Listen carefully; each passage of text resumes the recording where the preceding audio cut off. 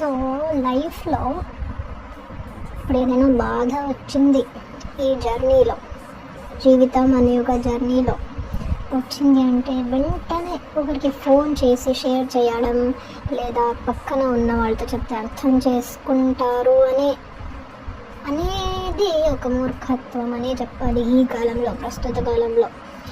ఎందుకంటే మీరు ఆ బాధ ఆ నిమిషానికి పంచుకుంటారు, హీల్ అవుతారు, అది అక్కడికి అయిపోతుంది. కానీ ఏ మనిషితో అయితే మీరు పంచుకున్నారో ఆ మనిషి మాత్రం అది అలానే గుర్తుపెట్టుకుంటారు.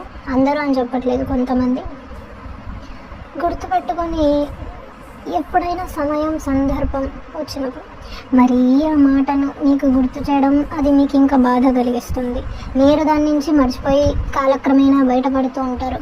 బట్ ఆ మనిషి ఎవరిదైతే మీరు పంచుకున్నారో ఆ బాధని ఆ సమయంలో వారు మిమ్మల్ని ఎప్పుడో ఒకసారి మరి దాని మీద వెదతాలిగాను ఏదో అలా మీకు మరి గుర్తయితే చేస్తారు.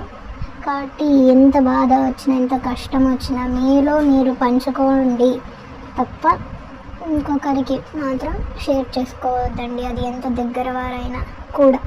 ఎందుకంటే అన్ని రోజుల్లోకి ఎలాగుండవు, వారు మారుతారు, మన చుట్టూ ఉన్న జనం మారుతూనే ఉంటారు. కాబట్టి ఏదన్నా మనలో మనమే మార్చుకోవాలి, మనమే పంచుకోవాలి, అంతే.